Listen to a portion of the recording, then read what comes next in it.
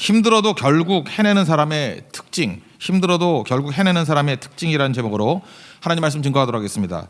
두 파트로 나눌 수 있는데 먼저 15절까지는 하나님이 하신 일, 그 다음에 16절부터 마지막 절까지는 우리 사람들이 할 일, 이 두 가지로 나눌 수 있습니다. 이게 성전 건축 완성이 된 거거든요. 첫 번째는 하나님이 일하시면 안 되는 일이 없다는 거예요. God works. 하나님이 일하시면 뭐든 다 되죠. 그래서 하나님이 일하시는 부분, 이게 꼭 필요하다라는 것입니다. 다 된다는 거죠. 우리 종말 그러죠. 뭐 종말, 거기에 이제 한국은 종말 놓은 그러기도 하는데 종말이 뭡니까? 뭐 이렇게 도피하고 끝나고 뭐 이런 거, 뭐 이단들 주로 많이 들고 나오는 거, 뭐 그런 거 아니거든요. 종말 그러면 에스카톤이라는 단어인데 텔로스라고 하죠. 목적. 종말은 목적이라든지 목적 또 완성.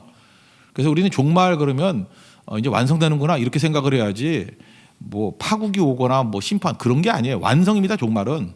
그러니까 마지막은 완성하는 거 아니에요. 그래서 하나님께서는 완성하시는 분. 그래서 우리가 종말 이렇게 얘기할 때는 뭘 완성시켜야 되지? 이런 식으로 접근을 해야 된다는 것입니다. 그러니까 하나님께서 목적하신 것은 반드시 이루신다. 하나님이 계획하신 것은 반드시 이루신다. 그래서 이걸 뭐 속된 말로 표현한다면 하나님은 어떤 하나님이시냐? 시작하시면 마치시는 하나님. 좀 이게 아이들 같은 표현을 쓴다면 끝내주시는 하나님. 하나님은 끝내주시는 하나님이에요. 끝내버리잖아요.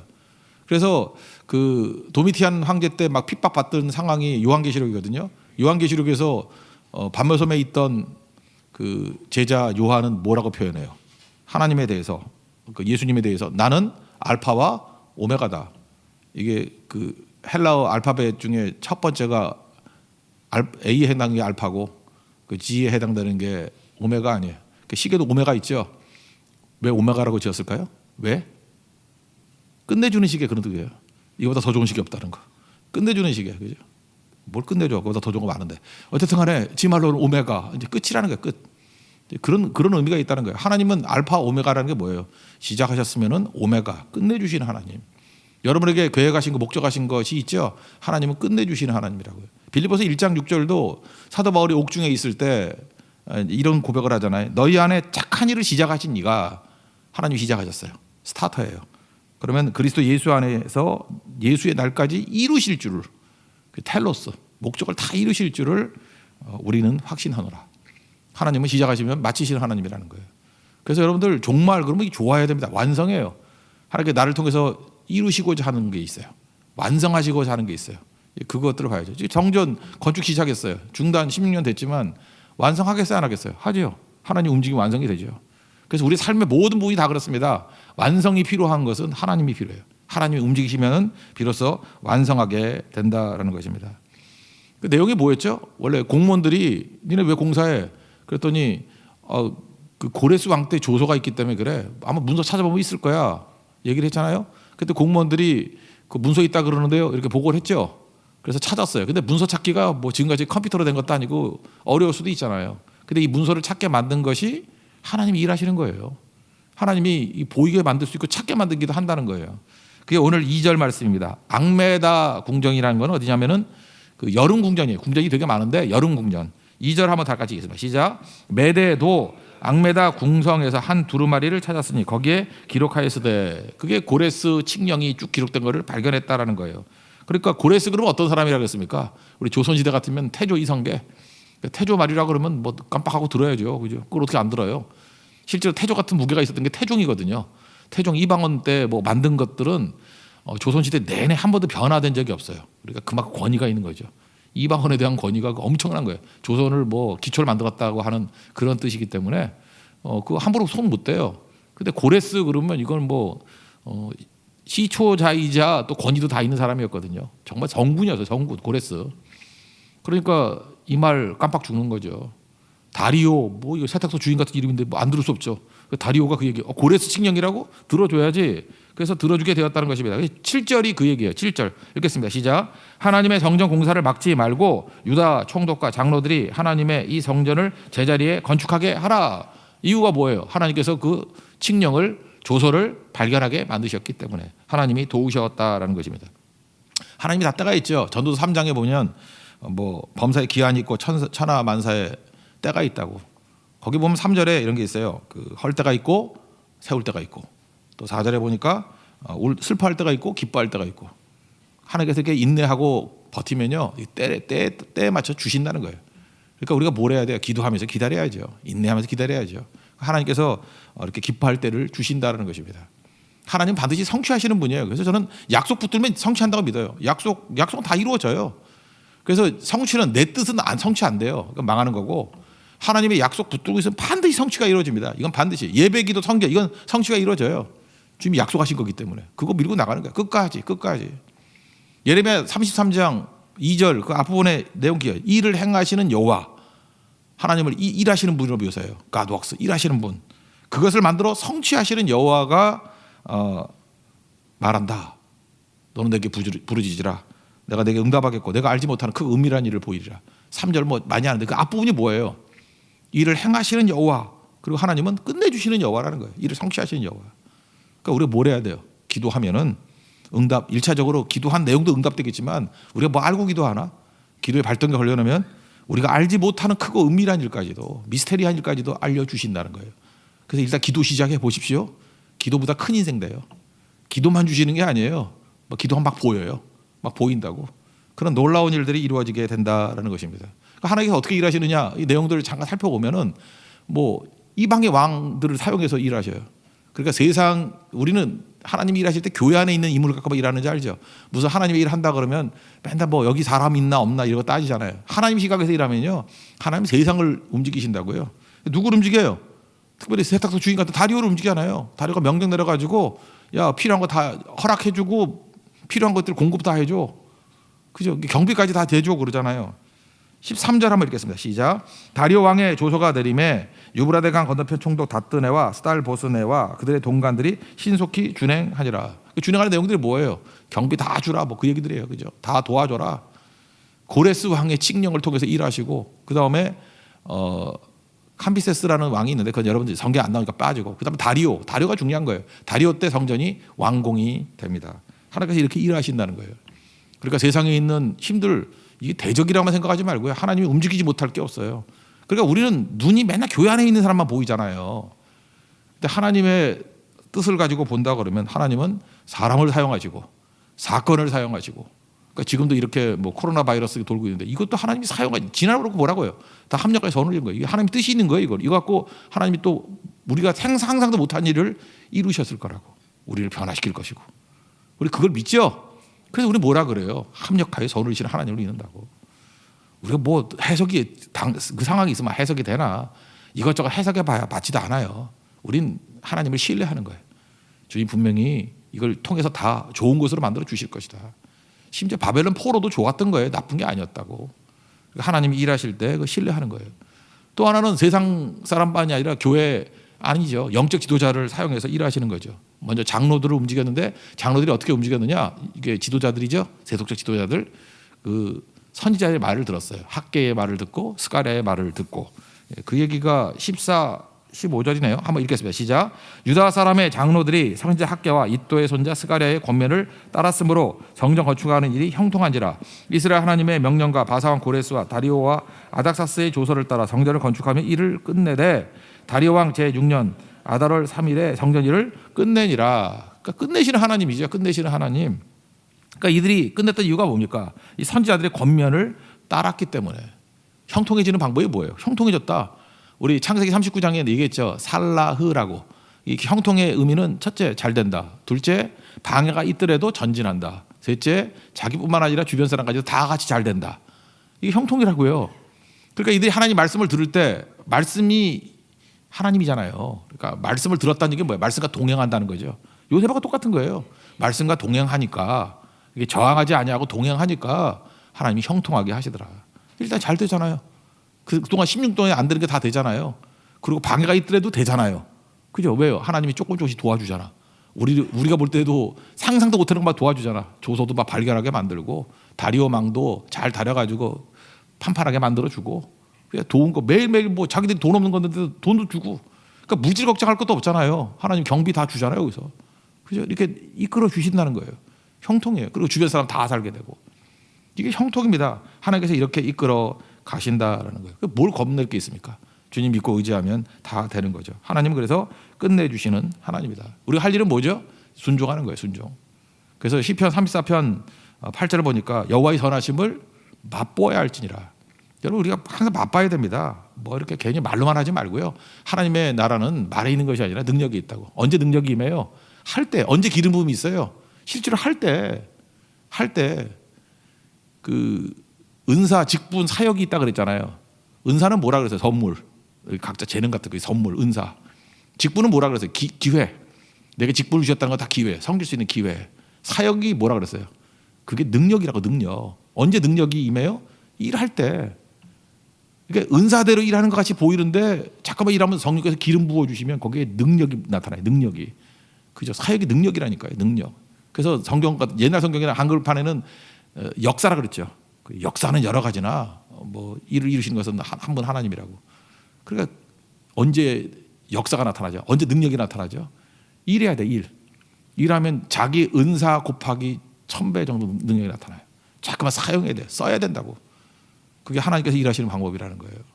그러니까 잘 보세요. 아무리 중단돼 있고 어렵다 할지라도 성전 완공의 모든 것들의 뭐 원인은 누구에게 있어요? 하나님이 일하시니까 되더라는 거예요. 하나님이 일하시면 안 되는 일이 없다. 꼭 붙으십시오. 그러면 두 번째 단계 이제 우리의 자세죠. 인간의 책임이 뭐냐면 우리가 예배할 때 하나님 나라가 완성된다는 거예요. 아까도 그 종말 얘기를 했죠. 그죠?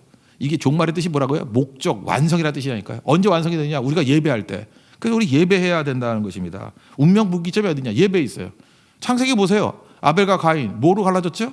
형아우? 그거 아니에요. 똑똑하고 덜 똑똑하고? 아니에요. 성실하고 안 성실하고? 그것도 아니에요. 실력이 있고 없고? 그것도 아니에요. 힘세고 약하고? 그것도 아니에요. 운명이 뭐로 갈라졌어요? 우리 그렇게 좋아하는 스펙 그거 아니에요.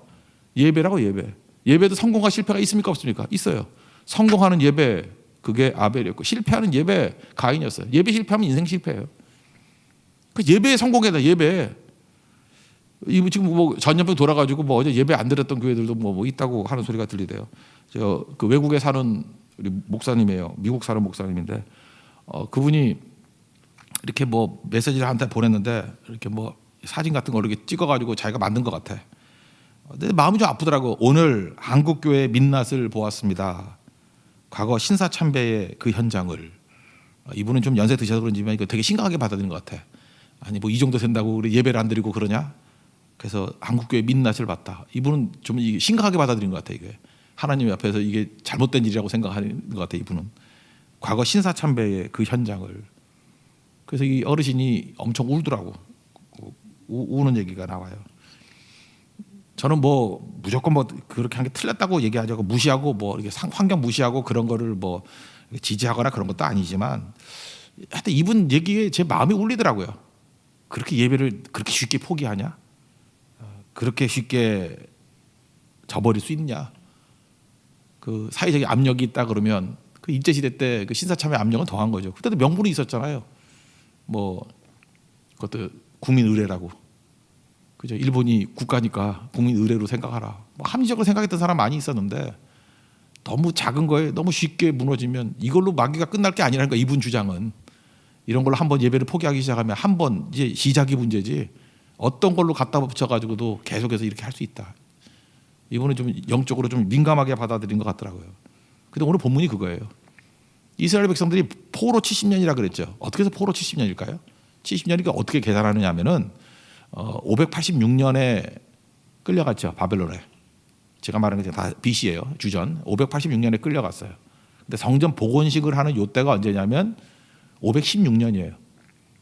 그래서 딴 거로는 아무리 맞춰봐도 70년을 맞출 수가 없어. 그래서 586년에 남쪽 유다가 망했다라고 하는 건 정설이잖아요. 586년 또는 587년인데 586년으로 봅시다. 586년. 그리고 70년을 아무리 잡아봐야 70년 딱 되는 건 여기밖에 없어요. 성전 봉헌식. 그러니까 언제 포로가 끝나는 겁니까? 예배가 중단됐던 곳에서 예배가 다시 시작됐을 때 그때 포로기가 끝난다는 거예요. 다시 말해서 하나님께서 건물은 다 완성되는데 도와주신다는 거예요. 이제 우리가 할 일은 뭐죠? 예배로 반응해야 된다는 것입니다. 성전 봉헌식. 여러분 성전 봉헌식 이걸 갖다가 히브리 말로 이건 한번 들어보셨을 거예요.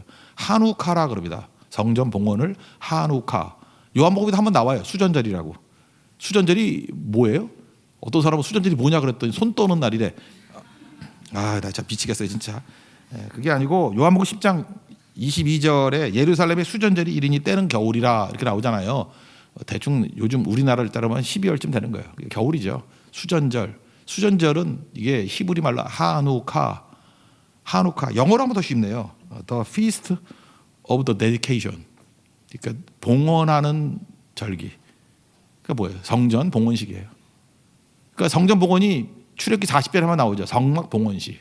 이것도 하누카예요. 그리고 열왕기 상에 나오잖아요. 8장인가요? 8장에 솔로몬이 봉헌하는 거. 그것도 하누카예요. 그다음에 에스라서 지금 6장이죠. 여기서 성전 봉헌하죠. 이것도 하누카예요. 그러면 신약 성경에 나오는 요한복음 10장 22절에 나오는 이 하누카 수전절은 언제일까요? 마카비라고 주다 마카비라고 있었거든요. 그 중간기에 그 사람이 148년인가요? 그때 또 성전을 하나 만들었어요. 그래서 그때 예배 회복이거든요. 그걸 기념해 가지고 하누카라는 수전절이라는 걸 지켰어요. 예수님 당시에. 그래서 성경에 나오잖아요. 다 뭐야 공통점은 예배의 회복. 우리 인생에도 하누카가 있어야 돼요. 진짜 예배만은 목숨 걸고 지켜야 된다. 뭐 이게 참 중요하다고 생각합니다. 그러니까 오늘 제목이 뭐예요? 힘들어도 결국 해내는 사람의 특징이 뭐냐? 힘들어도 결국 해내는 사람의 특징이 뭐냐? 예배자예요. 힘들어도 이제 흐지부지 돼버리고 끝나는 인생들 예배 안 드리는 사람들은 끝을 못 봐요. 왜냐하면 하나님께서 끝까지 이끌지 않기 때문에. 그러니까 끝까지 견디는 자는 뭐 구원을 받는다 그러잖아요. 끝까지 못 가요. 예배 없이는. 그러니까 여러분들 지금 어려움 하나 왔잖아요. 그때 뭐 하자고요? 예배 흔적을 남겨야 된다고. 우리 창세기 12장 얘기했죠. 아브라함이 가나안 땅에 들어올 때 어렵잖아요. 가나안 시작할 때 세겜에서 베델에서 그다음 남쪽 어디예요? 그 네게부에서 애굽에서 뭐 다 여러 가지 상황이 있었어요. 어렵다고. 근데 아브라함이 믿음의 조상이 됐던 이유가 뭐냐? 그 어렵던지 쉽던지 뭐 어떤 상황이든지 뭐 하여튼 지지고 볶고 여러 가지 일들이 있었어요. 근데 다 단을 쌓고 여호와 이름을 불렀어요. 그래서 아브라함이에요. 우리도 마찬가지입니다. 내 인생에서 여러 가지 현상 속에서 예배라는 것으로 채색해야 돼요. 그때 예배드렸어. 그때 예배드렸어. 여러분 인생 가운데 그래서 예배 포기했어. 그래서 예배 안 드렸어. 그래서 뭐 다 때려쳤어. 그때부터 여러분 인생이 이제 꼬이기 시작하는 거예요. 힘들게 끝까지 못 갑니다. 힘들어도 결국 해내는 사람의 특징이 무엇이냐면 어느 곳든 골방에 있더라도 예배 드리는 사람이에요. 그죠? 사막에 있더라도 예배 드리는 사람이에요. 예배가 우리를 살리게 만든다는 것입니다. 예배 드리면 어떤 일이 벌어지냐? 즐거움이 회복돼요. 오늘 성경 보니까 막 눌려 있잖아요. 막 힘들었는데 이 얼마나 압박이 돼 있고 16년 동안 진짜 사는 게 아니었죠. 학계 선지자, 스가랴 선지자, 말라기 선지자 와가지고 욕이란 욕은 다 해버리고, 그죠? 니네들은 뭐 맨션에 살면서 하나님 꼴은 이 꼴이냐? 그다음 말라기는 뭐라 그래요? 네가 드렸던 그 거지 같은 것들 한번 네 총독에게 드려봐라. 놔두겠냐? 다 감옥에 쳐넣지. 하여튼 좋은 건 니네가 다 쓰고, 그죠? 나쁜 것만 어떻게 병든 재물 이런 것만 드리고 있냐? 막 직서에서 때리고 비꼬고 오고 환상으로 뭐 벼락 맞는다 이러고 쉽지 않았어요 얘네들도. 근데 예배가 회복이 되니까 어떤 일이 벌어지면 이 예배 회복이거든요. 예배가 회복이 되니까 한우카 즐거움이 회복이 됐어요. 그래서 즐거움 회복에 대한 얘기가 그 몇 절이죠? 16절 한번 읽어보겠습니다. 시작. 이스라엘 자손과 제사장들과 레위 사람들과 기타 사로잡혔던 자의 자손이 즐거이 하나님의 성전 봉헌식을 행하니 즐거워졌다는 거예요. 왜 즐겁죠? 우리가 아무리 눌려있다 예배 드리면 즐거워요. 여러분 아까 시작할 때는 좀 약간 우중충하고 무슨 바이러스 도는 거 아닌가 이러다가 지금 다 잊어버렸죠. 예배 드리니까 뭐 가슴이 안 뜨거워져요? 나만 뜨겁나? 왜 여러분하고 이렇게 온도 차이가 있지? 예, 똑같이 뜨겁죠. 즐거움이 생기는 거 능력이 임하게 된다는 것입니다. 저는 그 예배에 대한 이 즐거움 이게 언제 생겼느냐 이런 게 있었어요. 제가 처음 전도사를 할 때 강남에 있던 어떤 교회 갔거든요. 갔더니 교회가 이게 불이 나가지고 하여튼 이제 비참한 상황이고 근데 황 목사도 그 교회에 있었는데 그 교회 고등학생이었는데 이렇게 불이 나고 옆에 있는 교회는 진짜 잘 나가는 교회야. 뭐 주일학교도 잘 되고 목사님도 잘 된다 그러고 훌륭하다 그러고 그 목사님이 또 얼마나 나쁘게 말하면 쇼맨십이고 좋게 말하면 참 긍휼이 넘치시는 분이다. 바로 옆에 있는 교회인데 불났다고 또 헌금을 주네. 그러니까 받는 입장에선 두 가지로 비참한 거야. 그죠? 왜 비참하죠? 불나서 비참한데 옆에 교회는 정말 훌륭한 교회야. 옆에 교회 불났다고 또 헌금까지 모아서 주고 안 받겠다 그러면 초라하고 받겠다 그래도 비참해. 그 심정 아세요? 근데 그때 구제가 얼마나 은밀히 해야 되는지 그런 걸 느꼈어요. 그죠? 하여튼 이래도 망신 저래도 망신. 하여튼 안 될 땐 힘들어지는 거예요. 그래서 교회 분위기 어려울 때 제가 전도사 했다고요. 옆에는 정말 잘 나가는 남서울교회라고 잘 나가는 교회였다고. 그러니까 얼마나 좋은 교회였어요, 그죠? 그리고 뭐 동네가 그래요. 뭐 전부 다 남설교회 바로 옆에 붙어 있는데 거기 화장실 같이 보여요. 그래서 화장실이 여기냐고 맨날 묻고, 하여튼 뭐 그런 느낌이었어요. 느낌이. 근데 저는 또 패기가 있잖아요. 막 전도사 되고 하니까 막 찬송인도 하고 뭐 노래 못하지만 뭐 그런 거 되게 좋아했거든요. 열심히 하고 뭐 오지 말래도 뭐 새벽기도 맨날 나오고, 그죠? 그 신학생인데도 그 신학교 거기 안 가고 맨날 와서 예배드리고 수요일날도 예배드리고 오지 말래도 오고 그랬어요. 그래서 저는 전임급 전도했어요. 교육 전도사. 교회를 뭐 하지 않고 매일 왔거든요. 뭐 월급 더 주는 것도 아닌데 내 돈 써가면서. 그죠? 그게 아니라 뭐 진짜 알바해가면서 뛰어가면서 그랬어요. 그랬는데 거기 이제 불문율이 있었는데, 이제 본당에서는 복음성가를 부르면 안 된다. 이게 불문율이었고, 또 하나는 찬송만 불러야 돼요. 그리고 혹시 복음성가를 부르더라도 다 아는 노래만 불러야 된다. 근데 그날 수요일날 갔는데 너무 분위기가 우중충한 거야. 할머니들만 앉아있고 이게 다 죽어가는 분위기고 썰렁하고 띄엄띄엄 앉아있고, 내가 마음이 너무 아프더라고요. 근데 그때에 생각나는 찬양이 아까 좀 전에 찬양했던 거 있죠. 내 손을 주께 높이립니다. 그때 그게 신곡이었어요. 지금 여러분 식상해가지고 뭐 듣기도 싫은 노래인데 그때 이게 신곡이었어. 근데 이때 알아, 이 신곡에 내 손을 주께 높이는이다. 그죠? 그 내 찬양 받으실 주님, 내 마음을 주께 활짝 엽니다. 내 찬양 받으실 주님. 그 후렴이 너무 중요해. 난 이것 때문에 불렀어요, 그죠? 슬픔이 있었어요, 우리에게. 하나님, 이 슬픔, 이거 살아계신 주님인데 슬픈 게 놔두면 안 되지 않습니까? 슬픔 대신 희락을 주십시오. 기쁨을 주십시오. 이게 이사의 말씀 아니에요. 슬픔 대신 희락을. 재 같았어요, 우리가. 안타까워, 진짜 재예요. 불이 나가지고. 이게 비유가 아니에요. 우린 진짜 재였어요. 재 대신 화관을 달라고. 그리고 근심이 있었거든요. 근심이 대신 찬송을 달라고. 그리고 우리 옷인데 찬송의 옷을 입혀달라고. 이거 진짜 제가 진짜 그때 목사님한테, 그때 성경에는 없지만 성경 비스무리한 말씀이 있었잖아요. 잘리면 잘리리라, 그런 게 있었잖아요, 그죠? 내가 그 마음 가지고 그때부터 내가 좀 반복의 은사가 있었는 거야. 한 20분 부른 것 같아요, 그죠? 내 손을 주께 높이듭니다. 이거 간단하니까 금방 따라하더라고요. 그때 많은 분들 울었어요. 이 찬양보다 울었다. 처음 부른 찬양인데 울었어요. 그 예배 끝나고 난 다음에 어떤 그 남자 안수 집사님이 저 손 붙잡고 그랬어요. 고맙다고. 자기 좌절해서 일어설 때 힘 얻었다고. 나 그래서 그 찬양 잊지 못해, 이거. 그래서 맨날 옛날에 이제 수련회 가면 이것만 불렀었는데, 그죠? 내 손을 주께 높이 든다고. 저 이 시대에 이게 필요하다고 생각합니다. 예배 드리면 이런 일이 벌어져요. 슬픔, 언제까지 슬픔이 있을 거예요? 희락이 와요. 아니에요. 주님께 화관을 씌워줘요. 화관 뭐예요? 올림픽 그 금메달과 똑같은 거 아니에요? 그죠? 올리브관 씌워준다고. 그리고 근심이 무슨 근심이에요? 찬송이죠. 그래서 이때 담임 목사님이 너무 그때 흐뭇해 하셔가지고 그때 목사님한테 그랬어요. 우리 복음성가 집을 좀 찍자고 그랬더니, 그때 기분 좋을 때 그때 허락해야 되고, 그분은 마음이 왔다 갔다 하는 분이기 때문에. 그래서 허락을 받았어요. 그래서 그때 그 교회 복음성가 제목이 뭔지 알아요? 황 목사는 알 거예요. 찬송의 옷. 찬송의 옷. 1집, 2집, 3집, 4집. 제가 한 7집까지 됐던 것 같아요. 그죠? 찬송의 옷. 이 찬양이에요. 찬송의 옷. 찬송의 옷. 능력이죠. 찬송의 옷. 하나님 앞에 여러분, 예배가 우리에게 이렇게 큰 능력과 은혜를 부어 주신다는 것입니다. 이런 능력으로 여러분들 일어설 수 있는 우리 하나님의 거룩한 백성 되길 바랍니다. 예배는 우리가 충전받는 시간이에요. 주께서 능력으로 우리 충전해 주시기 아니라고. 이 능력 가지고 다시 일어설 수 있는 우리 하나님의 거룩한 종 되기를 축원합니다. 네, 자리에 일어나겠습니다. 우리 다 같이 이 찬양 해야겠죠. 내 손을 주께 높이 듭니다.